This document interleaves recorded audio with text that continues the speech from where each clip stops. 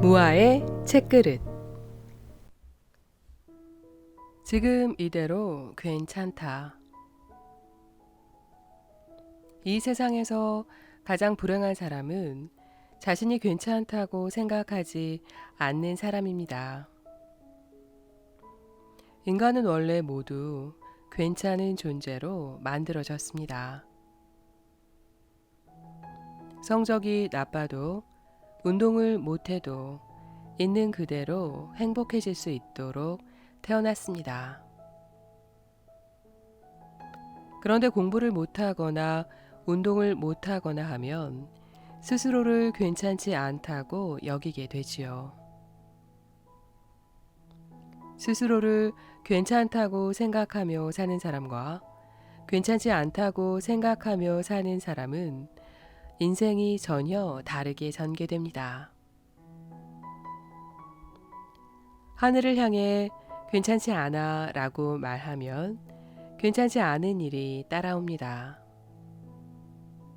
그러므로 우선은 자신이 괜찮다는 사실을 아는 것, 그리고 주변 사람들에게도 괜찮아 라고 말해주는 것이 중요합니다. 갓 태어난 아이들은 모두 괜찮다고 생각하며 이 세상에 태어납니다. 그리고 부모도 건강하게 태어난 것만으로도 행복하다 여기지요. 그런데 자라면서 이것도 못한다거나 이걸 못하면 어떻게 하냐는 말을 하며 키우면 아이는 점점 스스로를 그리고 자신의 인생을 믿지 못하게 됩니다. 그러므로 부모가 아이에게 최우선으로 해주어야 할 말은 넌 지금 이대로 괜찮아 라는 말입니다.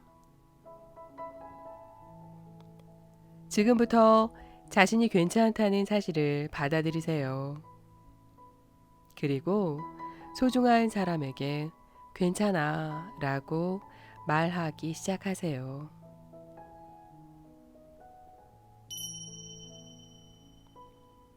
행복해지는 것이 최고의 성공법이다. 부자 중 상당수는 부모가 원래 부자이거나 대대로 가업을 이어온 경우가 많습니다. 그 중에는 밑바닥부터 시작해서 부자가 된 사람도 많지만 그 비율은 1000명 중 1명 정도에 불과합니다. 이런 성공을 위해 용기와 지혜를 내겠습니까? 라고 물으면 대개의 사람은 그렇게 하지 않습니다. 어차피 그 사람에게는 불가능한 일이고 할 필요도 없습니다. 성공한 사람이 책을 써서 이렇게 하면 성공할 수 있다고 이야기하지만 그 사람이니까 가능한 성공법일 뿐입니다. 체조 선수라면 공중 3회전이 가능하지만 보통 사람은 손 짚고 옆구르기 정도밖에 하지 못합니다. 보통 사람이 공중 3회전을 하려고 애쓰지 말고 그 상황에서 어떻게 하면 행복해질까를 생각하는 편이 바람직합니다. 지금 걸어가고 있는 길을 행복하게 걷는 것이 가장 훌륭한 성공법이며 그 사람에게 가장 행복한 일입니다. 특별한 일을 할 수 있는 사람이 있는 반면 할 수 없는 사람도 있습니다. 경트럭은 연비가 좋고 좁은 길도 잘 다니므로 매우 편리합니다. 하지만 10톤 트럭과 비교하면 화물의 10분의 1밖에 싣지 못합니다. 페라리는 사람도 짐도 많이 실을 수 없지만 속도의 상징으로 불릴 만큼 엄청나게 빠릅니다. 경트럭과 페라리는 비교 대상조차 되지 않지요. 아무리 경트럭에게 페라리 얘기를 한들 경트럭은 페라리가 될 수 없고 될 필요도 없습니다. 경트럭에게는 경트럭의 장점이, 페라리에게는 페라리의 장점이 있는 것입니다. 진정한 유심론이란 자신이 할 수 있는 바를 아는 것입니다. 다른 누군가나 무언가를 흉내내서는 행복해질 수 없습니다.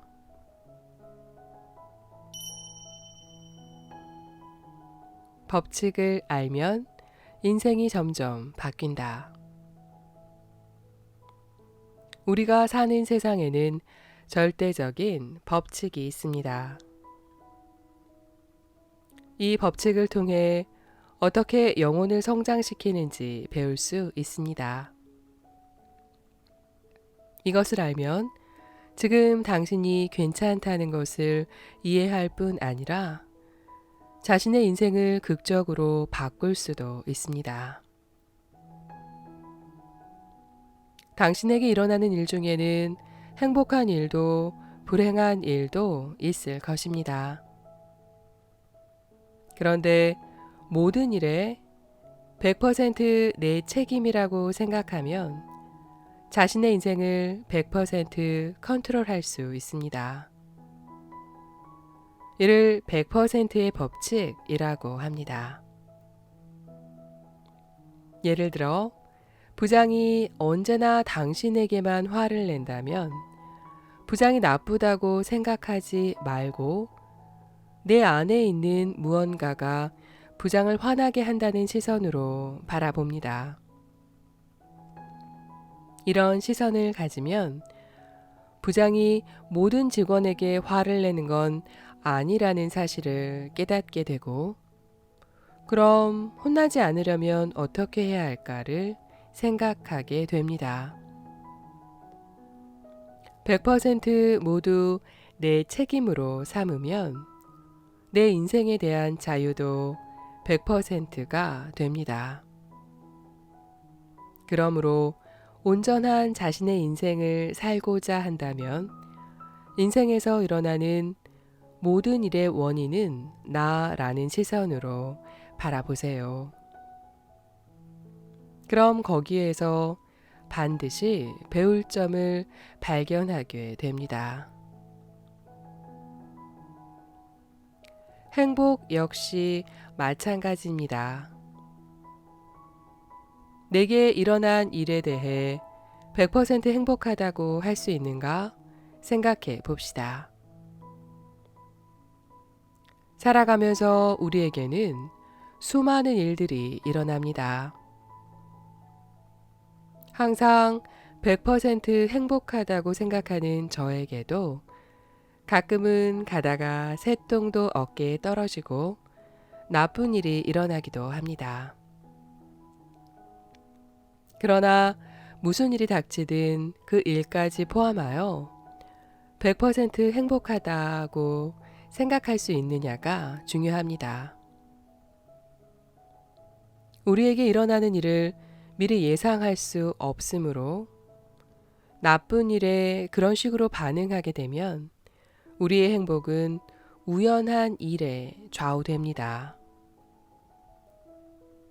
우리는 살아가면서 남을 변화시킬 수도 없으며 일어나는 일 자체를 전부 바꾸는 것 역시 불가능합니다.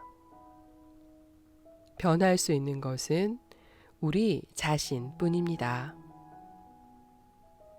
그러므로 내가 무언가를 해서 실패한다 해도 경험한 것만으로도 이득입니다. 다음에 그 경험을 바탕으로 변화를 도모하여 성공하면 됩니다. 행복은 내가 만드는 거니까 100% 행복하다고 여기며 세상사를 바라보세요. 나에게 일어나는 일의 원인을 서서히 깨닫게 될 것입니다. 100% 행복하다고 생각하는 사람은 행복을 잘 찾아냅니다. 행복하다고 생각하는 사람 곁에는 행복이 자석처럼 저절로 찾아옵니다. 그러나 완전 무결한 행복은 어디에도 없습니다. 신도 행복을 주지는 않습니다. 단지 모두에게 행복의 씨앗을 줍니다.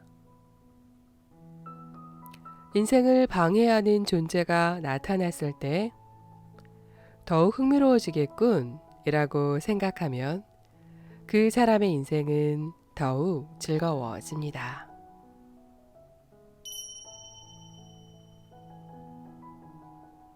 모든 법칙은 영혼의 성장을 위한 시스템이다. 그렇다면 이런 법칙은 무엇을 위해 존재할까요? 한마디로 말하자면 영혼의 성장을 위해 존재합니다. 우리들의 영혼은 몇 번이고 새로 태어납니다. 그러면서 다양한 경험과 체험을 하고 영혼을 성장시켜 나갑니다. 우리들은 이번 생에서 어떤 경험과 체험으로 영혼을 성장시킬지 대강 정한 채 세상에 나옵니다. 만나는 사람 자신에게 맞는 환경을 선택해서 태어나는 것입니다. 그러나 우리들은 태어남과 동시에 이번 생의 목적과 전생의 일 등 영혼의 기억을 쉽게 떠올리지 못하게 됩니다. 그러는 편이 영혼의 성장에 도움이 되기 때문입니다. 하지만 그렇게 되면 목적지를 모른 채 길을 잃고 헤매게 되지요. 그래서 신은 여러 시스템을 만들었습니다. 이러한 법칙도 그 하나입니다. 성격이나 호불호, 욕망 또한 신이 인간에게 준 것입니다. 따라서 이런 것들을 부정하기보다는 살리는 쪽으로 생각해야 인생이 잘 풀립니다. 인간은 종종 길을 잃습니다. 그때 신은 여러 방법으로 신호를 줍니다. 병에 걸리거나 불행해지는 것도 그건 잘못된 거야 라고 알려주는 신호입니다. 이 세상에는 올바르면서 비정상적인 일은 일어나지 않습니다. 몸 상태가 이상해지는 이유도 어딘가 잘못됐기 때문이고 행복해지지 않는 이유 또한 근본적으로 무언가가 잘못됐기 때문입니다. 살다 보면 불행해 보이는 일도 결국은 영혼을 성장시키기 위해 일어난다는 것을 깨닫게 됩니다.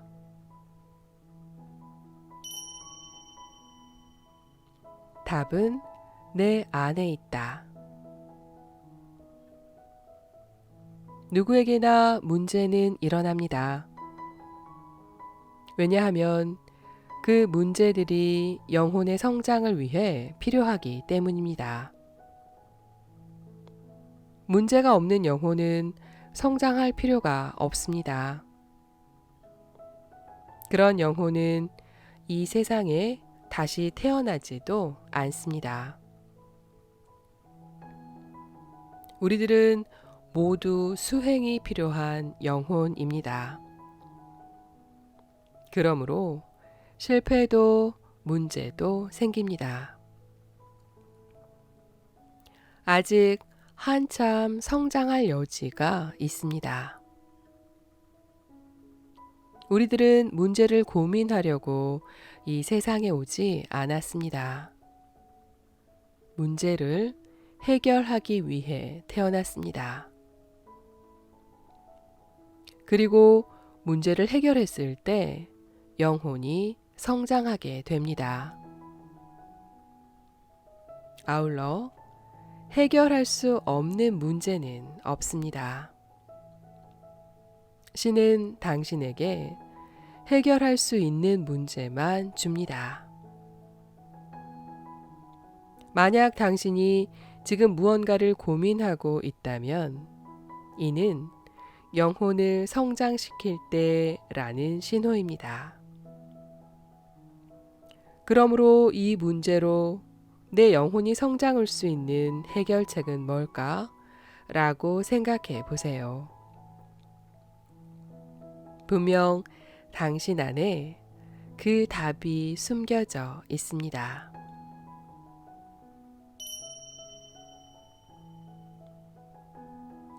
마음 깊은 곳을 비추는 거울의 법칙. 우리는 이번 생에서 가지고 태어난 문제로부터 도망칠 수 없습니다. 일시적으로 도망쳐도 또 다시 다른 문제, 본질적으로 같은 문제가 나타납니다. 예를 들어 회사에서 인간관계가 힘들어서 그만두면 다른 회사에 가도 비슷한 인간관계의 문제가 발생합니다.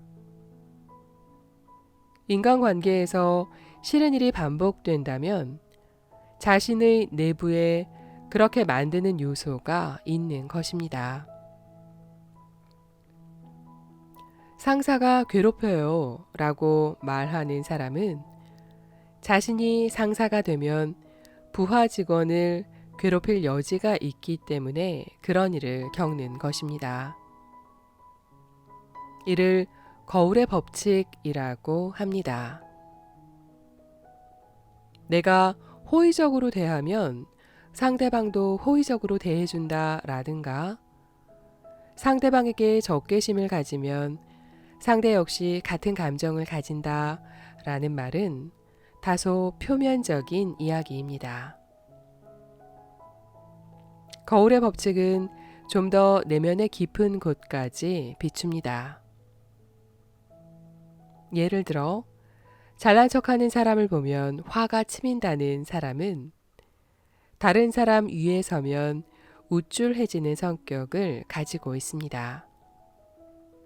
혹은 잘난 척하고 싶은 기분을 마음속에 억제하고 있기 때문에 그런 사람을 보면 화가 납니다. 내가 참고 있으므로 상대가 으스대면 화가 나는 것이지요. 거울은 내 모습을 그대로 비춥니다. 당신 속의 거울은 무엇을 비추고 있습니까? 비춰진 지금의 내 모습을 제대로 볼 수 있습니까? 거울에는 내 모습이 그대로 비춰집니다.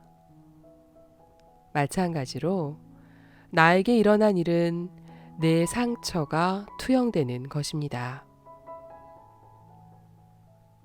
나에게 일어난 일을 남 탓으로 돌리기만 하면 인생이 잘 풀리지 않고 상태는 끊임없이 지속될 뿐입니다. 거울에 비친 모습을 제대로 보고 깨달음을 얻어 변화하면 현실 세계도 즐겁게 바뀝니다.